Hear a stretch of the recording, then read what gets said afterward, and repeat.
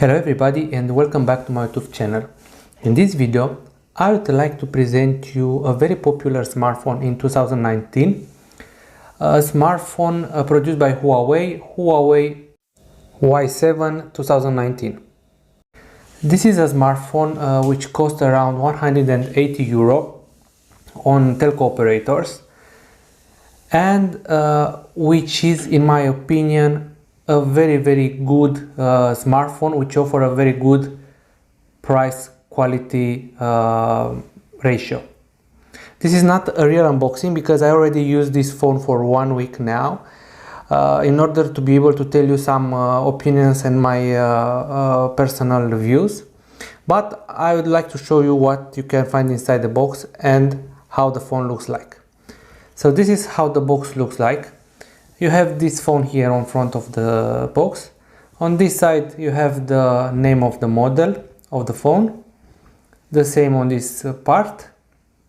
Here we have some details about the distributor, and here we have some details about the phone model. In my case it's a Huawei with 3 GB of RAM and 32 GB of storage capacity. This is a blue phone. You also have black and red if you want to buy, and my model is a dual SIM model. Let's jump inside the box. Inside the box we have the phone, which comes in this little bag. Okay. As I told you, I already used this phone for 1 week now, and when I took it off for the first time, there was a protective cover on the screen, but I managed to scratch it in the first day, and I took it off. Okay, let's see what else we have inside the box. We have a little sticker with a Huawei. We have manuals and the little key to open the SIM card slot. A lot of manuals. I never use these manuals. I don't know why they continue to put them. We have the power cable, which is, let's see, micro USB. Yes, it's not USB-C. And we have the charger, which is not fast charger, but it offers you 5 volts and 2 amps. So still very good charging, even if it's not fast charging. Okay, let's put the box aside and let's have a look at the phone. The phone, it's a big phone. I barely can keep it in my hand, and my hand it's a mid-size hand, so keep in mind this aspect when you buy it. The screen covers almost the entire face of the phone. There is a small Huawei logo here, and here we have a notch with the camera and also the headset. Here we have a little LED. I think it's the proximity LED. So when you cover it with your ear, the screen switch off. On this side we have the volume button. We have the power button also. On top side we have a small microphone here and the 3.5mm headphone jack. This is very good in my opinion that they keep it. And here on this side we have the SIM card slot and the micro SD card slot. It's one single slot, and I'll show it to you a little bit later. And here on the bottom part of the phone we have the micro USB port and the speaker here, and even if it looks like it has 2 speakers, it's just 1 speaker. This one is just fake, it's a fake cover. So keep in mind that it's just one single speaker. On the back of the phone we have two cameras. One is 13 megapixel camera and the second one is 2 megapixel camera, which acts as a bokeh camera. We have a little flash here, artificial camera here written. We have the fingerprint sensor, which is very fast, by the way. I will show it to you. And here we have a Huawei logo again,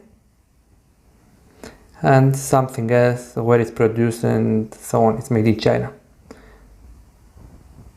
I have to tell you that the back of the phone, it's made of plastic, shiny plastic, but it's very easy to scratch it, so I recommend to take you a cover from the first day.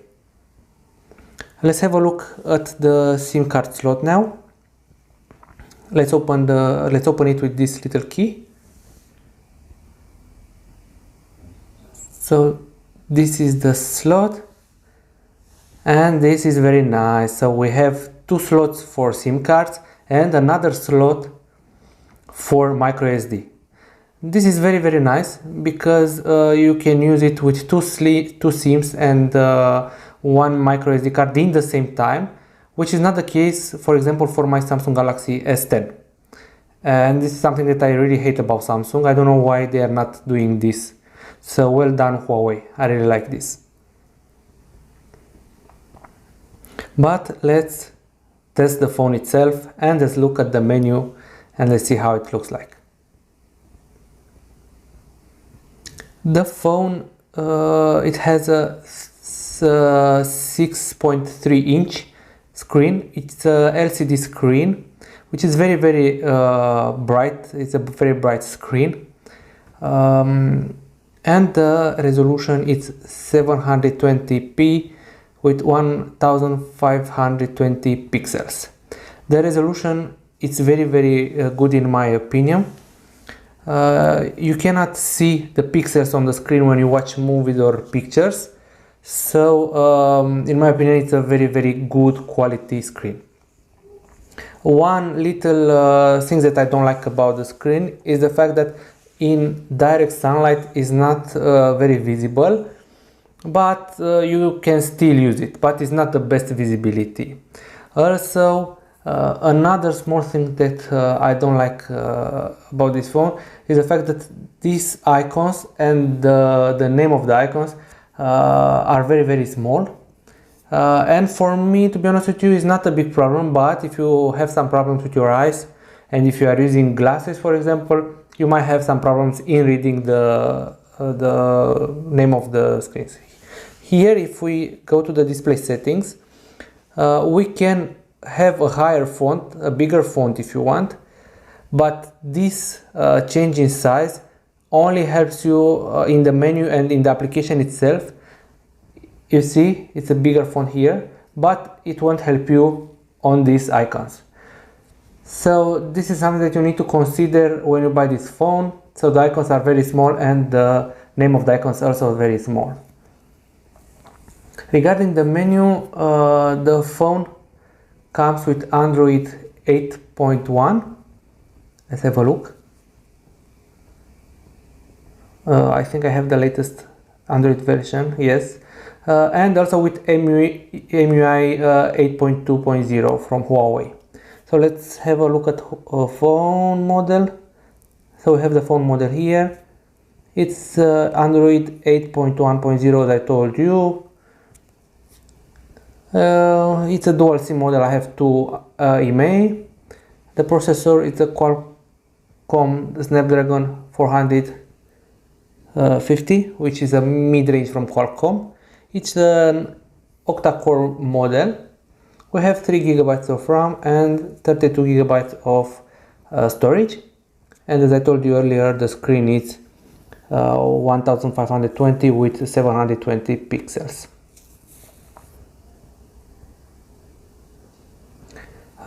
Something that I like very much about the screen is that it's very customized. You can customize a lot of things. So let's have a look here.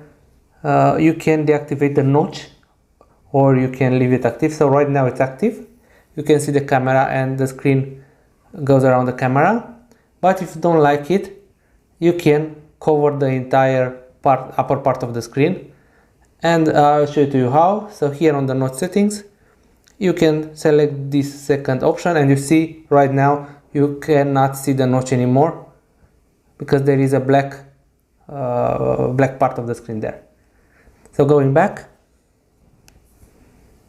so we can increase the text size as I show it to you. Here we can select to reduce the display resolution when the battery goes very low. I'll deactivate it right now. And you can change the color temperature.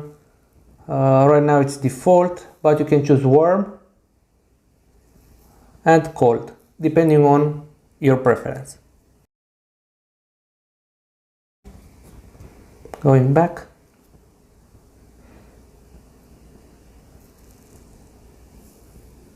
I also like the bar here, the navigation bar, and I like that it's you can customize it as you want. And if you don't like this bar, you can change it, and you can even hide it from settings. So if you go to system navigation, you see there are several options available. For example, if you select this single key navigation, you see there is now just a button here, and it's a multifunction button, or you can hide it completely, and you can see there is no navigation bar on the bottom part of the screen, and you have some gestures that will help you navigate. And also for each of these settings you have other additional settings and some tutorials. I go back because I like the navigation bar with 3 buttons, so I have to select it, this one. And here again, if I go to settings, I can change the order of the buttons. There are 4 predefined orders, so you can choose which one you want. This is what I prefer, so I will choose this one.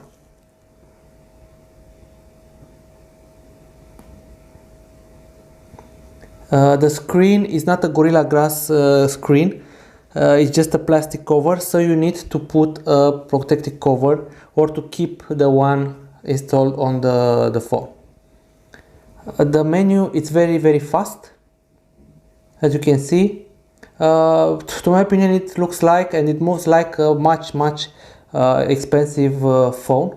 You have also some settings of the screen here. You can change the transition settings here, as you can see. I like the default one, so I'll keep the default one. Again, from the screen settings, you can add widgets on the screen, you can change the wallpaper, or you can go to additional settings here, and here you can deactivate the Google feed, which is the left screen. You can also activate or deactivate other functions. For example, you can choose and change the home layout, how many screens on how many rows and how many columns. So for example, if I choose 5x5, you see now the icons are a little bit bigger, but still the rating is too small. So let's choose another option. So you see I only have 4 columns right now, and the icons are a bit bigger than before, but still the writing is very small. As you can see, the phone comes with this menu iPhone style, where all the apps are on the screens. If you don't like this kind of menu, you can modify it to look like an Android one. You go in the settings, display, and you find home screen style, and here you can choose what kind of menu you want. Right now it's standard iPhone one. Now if you want like Android, you can click the drawer one, and you can see here you have the button for the applications, and all the applications are on this menu list. I prefer it this way, like an Android one, maybe because I'm a big fan of Android and I don't like iPhone, but I find it more useful to find all the applications in one scrollable screen rather than scrolling between screens. Regarding the phone performance, as I told you, it's very fast. It looks like a much more expensive phone. I didn't have any problem with the phone. It moves very fast on the internet, also on all kinds of games. The browsing and the browser, it's very fast too. The battery, because it's a big battery, lasts one full day, as opposite to my Galaxy S10, which holds me like 3/3 of a day. So at around 5 p.m. I have to charge it. This one managed to take me to one entire day. On the internet, the phone moves very fast. Let's open on YouTube. I'm connected to wireless. Unfortunately, this is not dual band wireless. It only knows the 2.4 GHz wireless. It doesn't know the 5 GHz wireless. So let's open a movie. Vreo 2-3 zile până este fum în cap. De ce, Vasile? De ce, mă? Adică tu îmi vorbeai ideile, tu împiși ca mine cu scara și tot ce o să mă faci la rest? Ce, că nu stai cu minte că te lovești cu bulanul? Bine, mă, asta cu scara recunosc. Dar ce idei ți-am furat ție, mă? Vasile, Vasile... It moves very well on YouTube. The sound, it's a poor quality one in my opinion. The speaker, it's very weak. It's loud indeed. It's very loud. You can hear the phone, but the quality of the sound on videos or listening on MP3, it's very bad. I don't like it. If we open the tools, you can see that we have FM radio too, but you need to connect the headphones because they act like an antenna, otherwise it won't work. And as you saw, there are no headphones in the package, so you need to use some old ones. The phone moves very well inside the games too. I installed this game, Temple Run 2. I really like it. It's one of my favorite, and I'm very happy how it moves. I played this game on my Samsung Galaxy S10, and I have to tell you that I didn't see any difference between these two phones, and the screen of this Huawei, it's also very nice in this game. It doesn't have any lag. I'm sure that if you play a bigger game that requires very good graphics and a lot of processing power, maybe it can move a little bit slower, but for this kind of games it's simply amazing. It moves, as I told you, like my Samsung Galaxy S10, and the screen, it's also gorgeous. It's very bright, the colors are very nice. I have no problem here. So once again, well done Huawei for this screen. It looks amazing. I really like it. Regarding the internet speed, I installed this Ookla speed test. I'm on Wi-Fi right now, and as I told you, it only knows 2.4 GHz Wi-Fi, and it works very good. Let's have a test. So you see it goes up to 50 megabytes per second, which is a little bit slower than my Samsung Galaxy S10 on the same kind of network, which goes up to 60-70 megabytes per second. On 4G speed, here in Romania, it can reach up to 40-45 megabytes per second, and upload it's around 30-35 megabytes per second. But I know it depends a lot on the network quality and on the coverage, but comparing to my Samsung Galaxy S10, it's around half of the S10 speed. But again, the speed is more than enough. I have no complaints here. It moves very fast on internet too.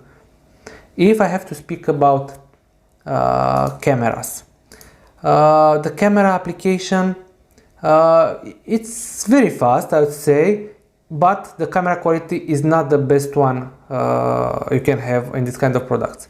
The autofocus, it's a bit annoying during movies, for example, because it continuously trying to do autofocus, and it will ruin your movie. You can have a look at my my videos at the end of this video. On the settings, you can choose the quality of the video. It's full HD or HD, 30 frames per second. You can activate the GPS. You can select to mute the videos and other settings too. On the photo, if we go to settings, we have some resolutions, 9 megapixels with a 18:9 format, 10 megapixel with 1:1 format, and 13 megapixel and screen 4.3. Unfortunately, it doesn't support 16:9 photos, which is, for example, YouTube resolution. So movies, yes, but on photos, no. For me, this is a big minus, because I want to take pictures in 16:9 format in order to be compatible with many devices. And also you have here other settings. At the end of this movie, you can find some photo samples and some video samples, so you can see how good the camera it is. So have a look. Again, the quality of the camera is not very good. So I would say that they had to do some compromise in order to keep the price low. So they choose to do some compromise on the camera department. But again, except camera, this is a very super fast phone, and it offers a very good quality screen. On YouTube it works very well. You don't see the pixels. On internet it moves very fast. The processor, again, it works very nice. Also the 3 GB of RAM helps a lot. The 32 GB, it's enough. If you need, you can add a micro SD card, because it can go up to 1 TB micro SD cards. The battery life also, it's very good, as I told you, and it managed to take you through one entire day with very intense usage, YouTube, Facebook, and so on. The speaker, it's very bad quality. It's loud, but the quality and the bass, you cannot feel it. So I don't know what to say. I don't like it. The radio, it's there, but you need to use headphones. The cameras, again, very bad. I don't like it. The front camera, it's an 8 megapixel camera, and the quality, it's also medium. I tried to take some selfie, and they are horrible. And the internet speed, as I told you, is not up to my Samsung Galaxy S10, but it's very honorable. So it moves honorable. As I was telling you in the beginning of this movie, on the back we have the fingerprint sensor, which is a very fast one. As you can see, I just touch it and the screen is unlocked. Touch it, unlocked. It's positioned very well. I like it a lot. And this is something that I miss in my Samsung Galaxy S10. Regarding the charging, even if it doesn't have a fast charging, the charger is still a good one, 5 volts and 2 amps. And right now I have like half of the battery left. So how long it will take to charge 2000 milliamps? Go to battery. So from 53% to 100% in 1 hour and 50 minutes. This is a good time, I would say. It's close to my fast charging from Samsung, to be honest with you. So it charged the phone very fast. Guys, this was my review for this phone. If you like it, please subscribe to my channel and hit the like and share buttons. And don't forget that at the end of this video you have some camera samples, photos and videos. Thanks for watching.